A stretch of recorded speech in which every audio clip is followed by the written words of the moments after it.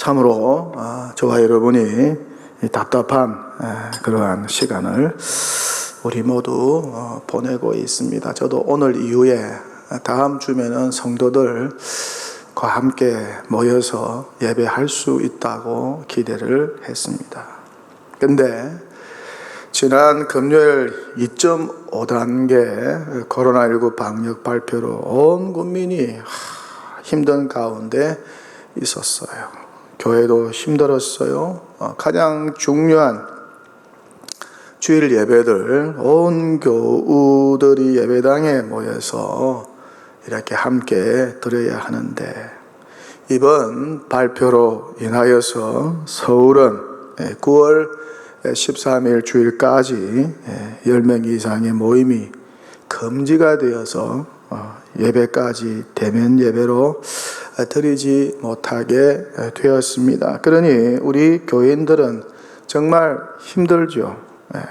주중에는 사업과 일상생활의 제약으로 인하여 힘들고, 경제적으로도 힘들고, 또 돈벌이도 힘들고, 또 교육적으로도 힘들죠. 특히 우리 학부모님들이 힘들어요. 자녀들이 학교에 보낼 수 없으니까, 교회도 보낼 수 없으니까 집에서 하루 종일 지내는 그 자녀들을 보면서도 여러 가지 답답하고 힘든 일이 많았을 거예요. 그렇게 이중고, 삼중고 가운데 지내고 있습니다. 저 역시 교회 대표로서 정말 마음이 무겁고 힘들었어요. 좋은 날이 이제야 올 줄 믿고, 이제 가을이 오면은 좋은 날이 올 줄 믿고 기대했는데 상황이 더욱 호전되지 않고 악화가 되니까 마음이 무겁고 답답할 뿐입니다. 마치 격리 생활하는 것 같은 그런 답답함이 있고, 마치 광야에서 걷는 그런 피곤함과 지침이 있습니다. 그런 아쉬움들이 있어요. 무엇보다 한 주간의 기쁨이 우리 교우들과 함께 모여서, 오늘 우리 장로님 기도하셨지만은 모여서 함께 예배드리고, 그리고 성도 간의 애찬을 나누면서 교제하고 또 친교하는, 그죠? 그런 시간, 또 말씀을 공부하는 그런 시간이잖아요. 어쩌면 우리들에게 있어서는 한 주일 동안 가장 기쁜 시간인데, 그 시간을 잃었으니까 영적으로 갈급함이 보통이 아니죠. 세상에 많은 우물가가 있지만 거기에 있는 우물 다 마셔도 주일 예배만큼의 생명력이 없잖아요. 그러니까 우물가는 있는데 물이 메말라 버린 그러한 어떤 느낌 가운데 우리가 지내고 있습니다. 하지만은 우리 온 백성과 교우들이 한마음 되어서 이 코로나19의 종식을 위해서 더욱 기도하면서 방역에 적극적으로 동참해야 되지 않을까. 우리 사회의 빛과 소금의 역할을 하는 것이 교회이니까 좀 힘들고 어렵더라도, 무슨 소리가 들려오더라도 귀 막고, 어떤 희생이 있더라도 국민의 건강과 공공의 유익과 선을 위해서 이 방역에, 이 선한 일에 적극 동참해야 되지 않을까 생각해 보면, 누구보다 예수님 생각 많이 하는 그런 시간으로 보내면 좋겠어. 예수님이라면 지금 어떻게 하셨을까? 어떤 생각을 하셨을까? 어떻게 행동을 하셨을까?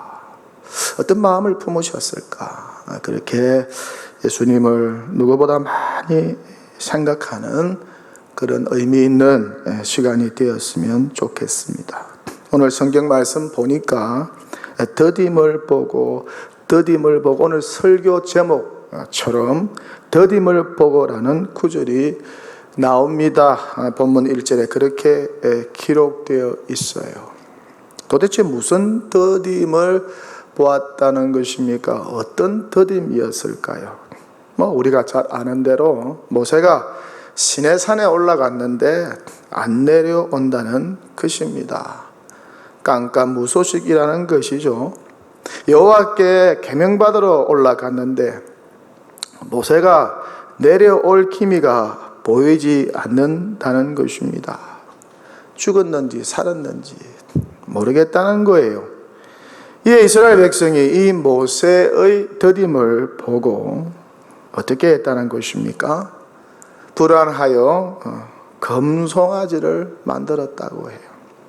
그렇게 금송아지를 만들어 놓고 모세 대신 여호와 대신 가나안까지 자신들을 인도하는 신이라고 선포해 버린 것입니다. 참 인간들이 이렇게 무지합니다. 자기들이 만든 조각품을 갖고 그게 신이라고 하니까 얼마나 웃기는 이야기입니까? 그리고 어떻게 합니까? 더 웃기는 짓을 하죠. 그 앞에 모여서 그것이 신이라고 하면서 자신들을 출애굽한 신이요 또 앞으로 가나안으로 인도할 신이라고 하면서 마시고 먹고 춤추면서 숭배를 했습니다. 이런 말도 안 되는 우상 숭배가 산 아래, 시내산 아래에서 자행이 되었어요. 정말 웃기고 환장할 일입니다. 이것을 보고 계시던 여호와께서 모세에게 뭐라고 하셨을까요? 야, 내 전부 다 죽이고 싶다. 다 죽여버리겠다. 전멸하시겠다고 마음을 품으셨어요. 그런데 어떻게 합니까? 모세가 중재를 하죠. 하나님 용서해 주세요. 용서해 주세요. 출애굽시켜서 여기까지 데려왔는데 이스라엘 백성들 여기서 다 전멸시키면 이방인들이 뭐라고 하겠습니까? 여호와 하나님에 대해서 뭐라고 하겠습니까? 그렇게 여호와 하나님을 설득하면서 이렇게 중재를 합니다. 하나님께서는 모세의 요청을 받아들이시고 이스라엘을 용서하시겠다고 하시지만은 적극 가담자 3,000명은 처벌을 받아서 죽게 됩니다. 그렇게 산 아래에 유혈이 낭자해졌습니다. 300명도 아니고 3,000명이 처형을 당했습니다. 얼마나 불행한 일이었습니까? 그렇게 그 사건이 마무리가 되죠. 조금만 더 참고 인내하면서 믿음으로 기다렸다면 이런 어처구니 없는 일, 이런 불행한 일은 일어나지 않았을 거예요. 결국 40일 후에 모세가 시내산에서 내려오잖아요. 여호와께 받은 율법을 가지고 두 돌판을 가지고 내려왔잖아요. 그리고 그 모세의 얼굴에서 광채가 나서 사람들이 모세의 얼굴을 직접 쳐다볼 수 없을 정도로 하나님의 영으로 충만하여서 내려왔습니다. 그렇습니다. 이스라엘 백성이 모세가 시내산에서 계명을 받아 내려오는 것이 좀 지체가 되는 것 같아 보여도 좀 더 기다려야 했다는 것이죠. 여러분, 누가 모세를 시내산으로 불렀나요? 사람들이 불렀나요? 아니에요. 누가 불렀어요?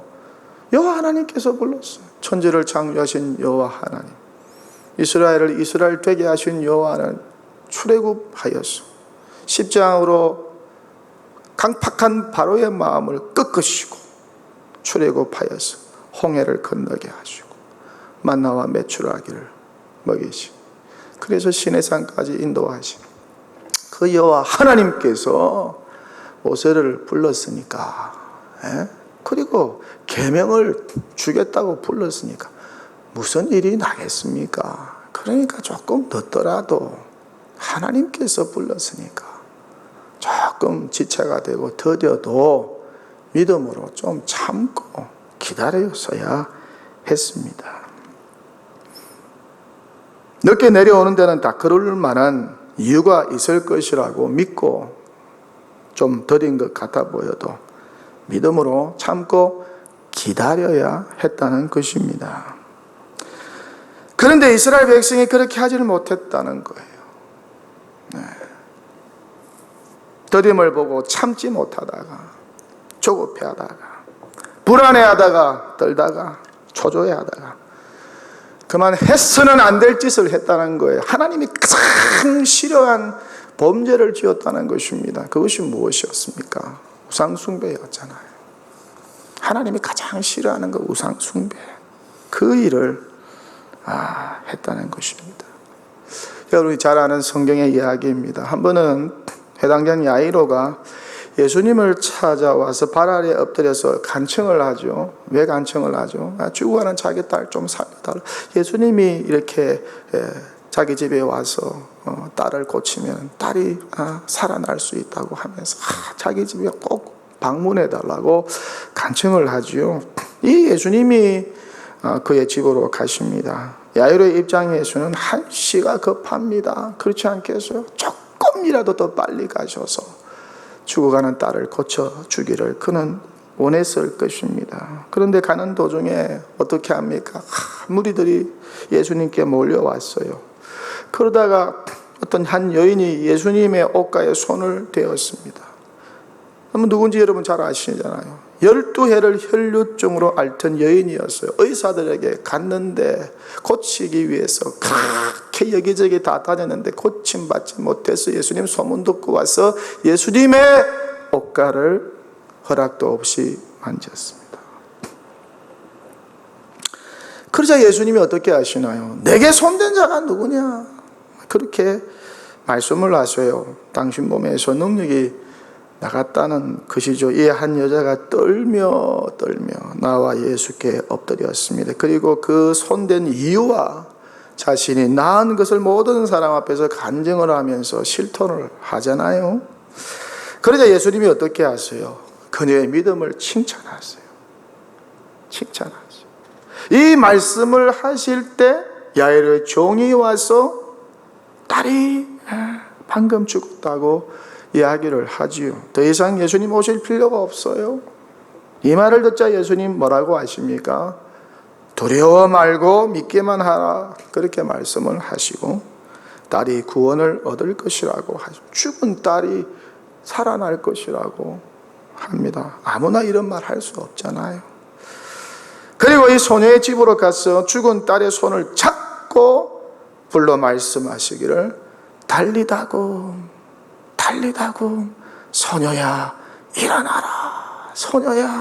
일어나라고 하니까 그 떠났던 그 소녀의 영이 돌아와서 그 소녀가 살아서 일어나서 부모가 차려준 음식을 먹습니다. 달리다금 소녀야 일어나라. 주님 말씀하니까 죽은 소녀가 살아났어요. 이 사건을 통해서 예수님은 당신의 능력을 증명해 보이신 것이죠. 신적인 능력이지 않습니까? 사람이 할 수 없는 일을 주님이 하신 거예요. 그렇게 예수님이 하나님이신 것을 사람들에게 가장 드라마틱하게 극적으로 증명해 보이신 것입니다. 그렇게 회당장 야이로의 어린 딸이 살아났어요. 이런 이유로 인하여서 예수님이 의도적으로 지체하신 것이죠. 더 빨리 갈 수도 있었는데 혈루증 앓은 여인 무시하고 더 빨리 소녀에게로 갈 수가 있었어요. 그건 뭐 큰일이라고. 뭐 자기 예수님 옷에 뭐 좀 잡아 당겼다고 뭐 그렇다고 뭐 예수님이 그거 따지고 뭐 안 그러셔도 된다니까요. 얼마나 사람들이 많이 밀려왔으면 예수님 뭐 옷가에 손잡은 사람이 뭐 한둘이었겠습니까? 그런데 예수님께서 그 여인에 대해서 관심을 가지고 그와 대화를 하시고 그에게 구원을 선포하신 이유는 뭔가 의도가 있었는데 그 의도가 뭐냐? 그 소녀가 죽기를 기다리시고 그리고 죽음의 현장에 가서 예수님께서 그 죽은 소녀를 살리시고 예수님은 참 사람일 뿐만 아니라 참 하나님이시라는 것을 그런 신적인 능력이 있다는 것을 나타내기 위해서 그런 일을 하셨다는 것입니다. 그렇습니다. 지체하는 데에는 반드시 이유가 있다는 거예요. 목적이 있어요, 의도가 있어요. 예수님이 야이로의 집으로 가는 도중에 지체하셨어요. 하지만 그 지체하신 이유와 목적이 분명히 있었다는 것이죠. 그러니 어떻습니까? 우리가 다급한 일을 만나도 절대 서두르지 말아야 한다는 것이죠. 무슨 일이 좀 지체가 되더라도 서두르지 말자는 것이죠. 그 지체되는 일 속에도 여전히 하나님의 섭리와 목적이 있다는 것이고 여전히 하나님께서 일하고 계시다는 사실입니다. 이것을 우리가 믿자는 거예요. 여호와께서 여전히 코로나19 가운데 역사하고 계심을 믿자는 것이죠. 이렇게 코로나19가 쉽게 종식되지 않는데도 분명한 하나님의 섭리와 목적이 있다는 것을 우리가 믿고 불안해하거나 초조해하지 말자는 거예요. 코로나19의 종식이 지체되는 데는 분명한 하나님의 숨은 의도가 있을 것이라는 그런 믿음을 가지면 어떨까. 그래서 서두르지도 말고 불안해하거나 초조해하지도 말고 조급하지도 말고 더 차분한 마음으로 믿음을 가지고 참고 인내하면서 더 기다려보자 하는 거예요. 이런 것이 바로 하나님에 대한 전적인 신뢰요 믿음이라는 것이죠. 어렵고 힘겨운 가운데서도 하나님의 선하신 뜻이 분명히 있음을 믿고 여전히 여호와를 의지하고 신뢰한다는 것입니다. 그러니 우리도 코로나19의 종식이 더딤을 보고도 서둘지 말아야 한다는 것입니다. 대면 예배가 재개되는 것이 지연되어도 서둘지 말아야 한다는 것입니다. 서둘다가 자칫 화를 초래할 수도 있다는 것입니다. 여러분이 잘 아는 이야기입니다. 아브라함이 독자를 줄 것이라고 여호와께서 약속을 하셨고 언약의 말씀을 주셨는데도 불구하고 그는 더 믿지 못하고 어떻게 하였나요? 서둘다가 어떻게 했나요? 아내 사라의 말을 듣고 서둘다가 어떻게 되었나요? 그만 자기 집의 여종 하갈과 동침을 하게 되죠. 그렇고 나서 아들을 낳습니다. 이스마엘을 낳게 됩니다. 이 일로 아브라함 가족사에 뿐만 아니라 인류 역사에 엄청난 혼란과 파장이 초래하게 되었어요. 아브라함이 서둘지 말아야 했습니다. 지금도 이스라엘과 아랍이 싸우고 있잖아요. 바울이 탄 배가 로마로 가는 그 배가 그만 서둘다가 누가 서둘렀다는 거예요? 선장과 선주가 서둘다가 날씨와 기상이 항해하기에 위태로운 때임에도 불구하고 더 좋은 항구에서 겨울을 나기 위해서 선장과 선주가 이곳을 배 타고 여행한 경험하는 바울의 말도 듣지 않다가 그만 그 배가 유라굴로 폭풍을 만나게 되잖아요. 그렇게 여러 날 동안 배가 표류하다가 하마터면 모든 성객 276명이 바다에 빠져 다 죽을 뻔했어요. 하나님께서 살려주셨으니까 다행이지 다 죽을 뻔했어요. 그렇게 서둘다가 큰 어려움 당할 뻔했습니다. 사울왕도 잘 참지 못하고 서둘렀죠. 한 번은 블레셋과의 전쟁을 앞두고 사무엘 선지자가 이레를 기다리라고 했습니다. 이레를 기다리라. 내가 갈 것이다. 그런데 그는 기다리지 못했어요. 그렇게 기다리지 못하다가 사무엘 선지자가 와서 번제를 드려야 되는데 자기가 번제를 드려버렸어요. 이 일로 여호와께 큰 책망을 받죠. 왕위가 길지 못할 것이라는 책망과 저주를 선지자 사무엘로부터 듣게 됩니다. 얼마나 안타까운 일입니까? 여러분, 믿음은 서두르는 것이 아닙니다. 믿음은 철저하게 참고 인내하고 기다리는 것이죠. 분명한 목적과 소망을 두고 그것이 실현되기까지 하나님을 철저하게 의지하면서 그 언약의 말씀을 붙들고 끝까지 버티고 인내하면서 기다리는 거예요. 여러분, 우리 신앙의 선조들은 지금 코로나19보다 더 어렵고 힘든 환경, 그런 역경 속에서도 믿음으로 잘 참고 인내하며 기다리지 않았습니까? 일제시대 때도, 일제치하의 그 힘겨운 시대 때도, 한국 전쟁 때도, 그 공산치하 속에서도, 또 가난해 때도, 독재 시절에도, IMF 외환위기 때도 그랬습니다. 저도 지금 기억납니다. 온 백성들이 자기 집에 숨겨둔 금을 다 나라에다 바쳤어요. 그 위기를 극복하기 위해서. 그렇게 기다렸습니다. 힘겨운 시간을 참아내었습니다. 교회는 여호와 하나님께 눈을 떼지 않았습니다. 모여 기도했고 언제나 시선을 여호와 하나님께 고정시켰습니다. 여러분, 저 북한에 있는 지하교회 성도들 생각해 보세요. 우리가 당하는 코로나19는 아무것도 아닙니다. 그분들이 얼마나 지금 기다리고 있겠어요. 3·8선이 꺼진 이후로, 남북이 분단된 이후로 지금까지 지하교회에서 숨은 곳에서 복음의 자유, 해방의 날을 꿈꾸며 기다리고 있지 않겠습니까? 우리 각자의 삶도 그랬을 것입니다. 제가 10년 전에 동독에 부임을 하니까 처음에 제가 뭘 알았겠습니까? 동독에 아는 성도 한 분도 없었어요. 동독에 와본 적도 없어요. 그렇게 제가 부임을 했습니다. 또 담임 목회 경험도 없으니까 뭘 알겠어요. 근데 그렇게 이 큰 교회를 어떻게 책임지고 운영해 나갈 수 있었겠습니까?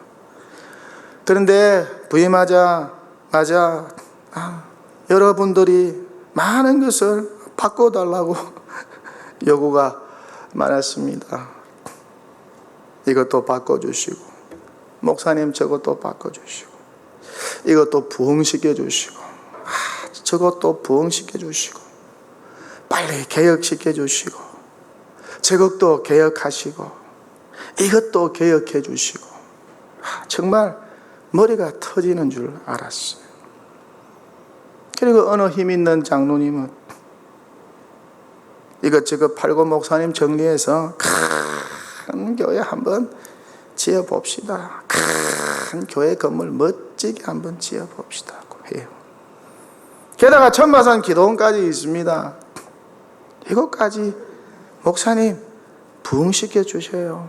그러세요. 저의 능력으로는 택도 없는 일이죠. 그래서 정말 제 머리가 터지는 줄 알았어요. 그래서 하나님께 Why me? Why me? 왜 나입니까? 왜 나를 여기에 보내셨습니까? 그런 기도를 제가 참 많이 드렸어요. Why me? 왜 접니까?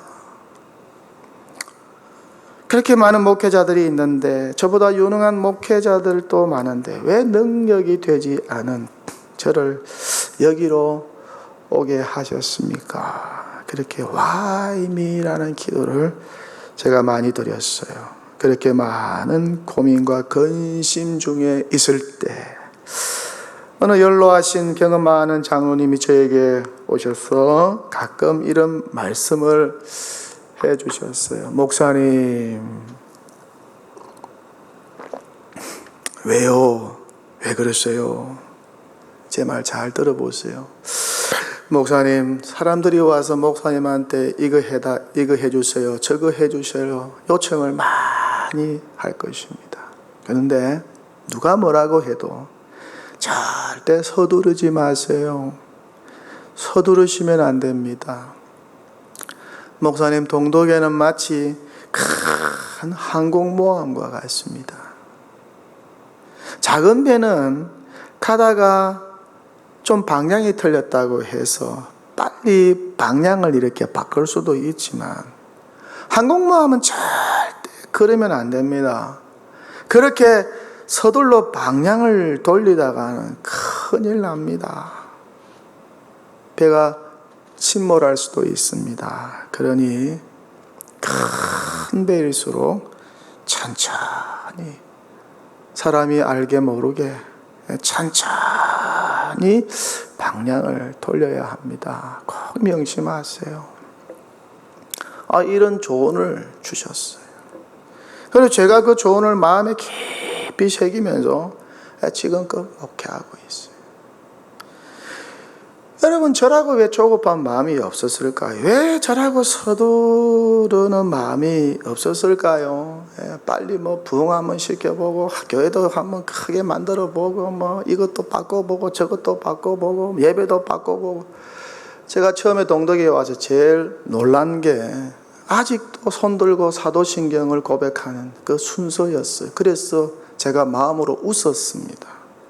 야, 아직도 이런 교회가 있나. 여러분, 저는 젊었어요. 교회는 저보다 나이가 훨씬 많아요. 그러니까 얼마나 그냥 다 바꾸고 싶죠.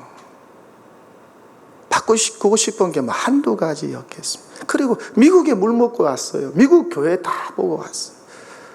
한국에서도 제일 괜찮은 교회에서 다 보고 왔으니까 얼마나 그냥 다 바꾸고 싶겠습니까?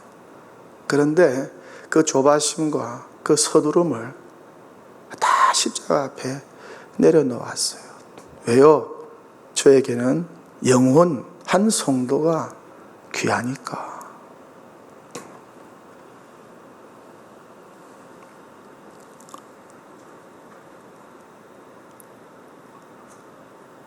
그래서 제가 그 모든 것을 다 내려놓고 목회하고 있습니다. 내가 못하면 사대 목사님 와서 이 목회에 바통을 이어받아서 잘하실 것이라는 그런 마음을 가지고 목회하고 있어요. 저의 역할은 무엇입니까? 안전하게 배를 운행하는 것이죠. 승객들의 안전이 최우선이잖아요. 한 번도 다치면 안 돼. 조급하게 서둘러 방향을 틀다가 공경에 처한 교회도 많고요. 어려움에 처한 목회자들도 많습니다. 그런 기업도 많고요. 그런 사람들도 많습니다. 그런 정치인도 많고요. 그런 정부도 있어요. 서둘다가 그 몇 년 그 권력 얻어가지고 위임 받았는데 이것저것 하다가 서둘다가 낭패를 당하는 경우가 역사 속에 많습니다. 땅에서 귀한 열매를 바라보는 농부가 어떻게 이른 비와 늦은 비를 기다리지 않을 수 있을까요? 그거 여러분 서둔다고 되나요? 서둔다고 안 오던 비가 내립니까? 내릴까요? 하나님이 해주셔야죠. 그렇지 않아요? 길이 참아 이른 비와 늦은 비를 기다려라. 그렇게 성경은 권면하고 있습니다. 그렇게 길이 참으면서 귀한 열매 수확을 우리가 거둘 수 있는 것이죠. 이런 것을 보면 인생 자체가 기다리는 것이 아닐까. 기다리는 것이 아닐까. 신앙도 믿음도 마찬가지죠. 기다리는 거예요. 저와 여러분 지금 주의 강림을 기다리고 있잖아요. 얼마나 사모하면서 주의 강림을 기다리고 있습니까? 기다리는 것을 그렇게 배우지 못하면요, 절대 행복한 인생 만들어 갈 수 없어요. 절대 승리하는 신앙생활 할 수가 없어요. 행복한 결혼 생활 할 수가 없어요. 자녀들을 잘 양육할 수가 없어요. 기다리지 못하는 부모가 어떻게 자녀들을 잘 양육할 수가 있겠어요? 그렇게 서둘다가 여러 가지 어려움 당하는 경우들을 여기저기서 많이 보지 않습니까? 여러분 서둘러 좋은 거 하나 없습니다. 역사는 서둘러서 만들어지는 것이 아닙니다. 서두르지 않는 인내와 참음으로, 기다림으로 만들어진 것이죠. 성경의 역사도 마찬가지고 구원의 역사도 마찬가지입니다. 메시아를 구약의 성도들이 고대하면서 기다리면서 그 세월이 얼마나 길고도 길었습니까? 그렇지만 언약의 말씀을 의지하는 믿음을 가지고 그들은 참고 인내하면서 기다리고 기다리다가 그렇게 메시아를 만나게 되죠. 그렇게 때가 참에 예수님이 이 땅에 오셨어요. 때가 참에 오셨어요. 때를 기다릴 줄 알아야 돼요. 참지 못하면 때를 기다릴 수 있겠습니까?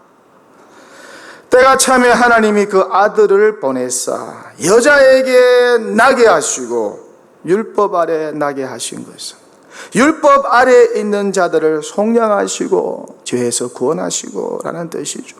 우리로 아들의 명분을 얻게 하려 하심이라. 죄인을 아들 되게 하셨습니다. 갈라디아서 4장 5절 말씀, 복음이잖아요. 도대체 구약에서 선지자들이 메시아의 도래를 예언한 때가 언제였나요? 언제였죠? 선지자 말라기의 메시아 도래 예언과 신구약 중간기를 지난 이후에야 예수님이 이 땅에 도래하셨습니다. 그 기간만 해도 적어도 400년은 됩니다. 그러니 얼마나 오랜 후에 메시아가 오셨을까요? 얼마나 오랫동안 구약의 선지자들이, 구약의 성도들이 메시아를 학수고대하고 기다리고 또 기다렸을까요? 정말 눈물 나는 인고의 시간이었을 것입니다. 그렇게 믿음으로 기다리고 기다리다가 메시아를 만나게 된 것이죠. 성경은 말씀합니다. 범사에 기한이 있고 천하 만사에 다 때가 있나니 죽일 때가 있고 치료할 때가 있고 허물 때가 있고 세울 때가 있나니. 그렇습니다. 만사에 그렇게 때가 있어요. 그런 이 모든 때는 하나님이 주관하고 계신 때입니다. 카이로스, 나의 때가 아니라 하나님의 때입니다. 그러니 우리는 내 때가 아니라 더욱 하나님의 때를 바라보면서 하나님을 의지해야 하지 않을, 이렇게 힘들 때일수록 하나님과 더 깊은 영적 교제를 가지면서 하나님과 대화하면서 그때를 분별하며 살아가야 되지 않을까. 그렇게 그분과 함께 더 깊이 파야 되지 않을까. 괴테는 말합니다. 서두르지 마라. 그러나 쉬지도 말라. 개신교의 탁월한 작가요 교수인 달라스 윌라드는 이렇게 말을 합니다. 서두르는 것을 무자비하게 없애버려라. 리처드 포스터는 이렇게 말씀합니다. 조급함은 마귀적인 것이 아니라 마귀다 라고 말하고 있어요. 일본 전국 시대를 통일한 16세기의 유명한 인물 도쿠가와 이에야스, 여러분이 잘 알고 있지 않습니까? 이 도쿠가와 이에야스는 울지 않는 두견새. 여러분, 두견새가 잘 울지 않아요. 근데 두견새가 울 때까지 그는 기다렸다고 하는 거. 그렇게 서두르지 않았다는 거. 그렇게 일본 전국 시대를 통일한 사람이 되었습니다. 그렇게 자신의 때가 올 때까지, 기회가 올 때까지 끝까지 참고 인내하며 기다렸다는 거예요. 성경은 농부의 인내를 배우고 선지자와 욥의 인내를 본받으라고 하죠. 고난과 오래 참음에 본이 된 선지자들과 욥의 인내를 그렇게 배우라고 합니다. 코로나19 기간은 이 인내를 서두르지 않는 이 참음을 배울 수 있는 참 좋은 시대적인 환경이라고 생각해요. 그렇게 귀한 열매를 바라보는 자들은 길이 참고 기다릴 줄 안다는 것이, 우리 기다리지 않고 인고의 시간이 없이 무언가 새로운 것이 꽃피는 것을 여러분이 보았습니까? 세상 만사 쉽게 빨리 이루어지는 것은 없어요. 빠른 인스턴트 식품은 맛은 있으나 우리의 몸을 망가뜨리고 병들게 만들 뿐입니다. 그렇죠? 하지만 슬로우 푸드는 시간이 좀 걸려도 몸에 좋고 건강에도 좋아요. 라면을 만드는 것과 누룽지를 만드는 것은 엄청난 차이 아니겠습니까? 건강에도 엄청난 차이가 나죠. 대한민국과 한국 교회는 빠른 문화에 너무 익숙해져 있지 않았나? 빠른 성장에 있어서는 과히 세계적입니다. 그렇게 매사에 서두르고 성급했습니다. 그래서 뭐든지 빨리빨리 성취하고 이루어져야 했습니다. 인터넷 속도가 전 세계적이죠.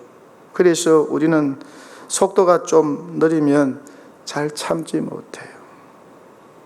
짜증이 나고 화를 내고 내팽개 쳐버리고 바꿔버려요. 그 빨리빨리 정신과 문화가 이렇게 눈부신 성장과 부흥을 가져왔는지 모르겠지만은 결단코 서두는 것은 좋지 않습니다. 필시 훗날에 부작용이 따르기 때문입니다. 늦지만 안전하게 단단하게 만들어가는 것이 더욱 필요한 것이죠. 그렇게 우리 사회도 지금껏 너무 서둔 것이 아닐까. 더딤을 보고 뭔가 뜻한 바가 빨리 이루어지지 않는 것 때문에 조바심이 나서 안달이 나서 아니면 불안하고 초조해서 아니면 뭔가 사람들에게 멋진 것을 보여주어야 하는데 나의 위대함도 보여주어야 하는데 과시해야 되는데 그런 자기 자랑의 심취가 되어서 그렇게 서두르지 않았나. 그렇게 앞만 보며 달려오지 않았나. 그렇게 우리 사회도 우리 교회도 우리 정부도 너무 서두르고 있지 않나. 서둘러 업적을 남기려고 과정을 무시하지는 않았나. 절차를 우습게 여기고 철저하게 무시하지 않았나.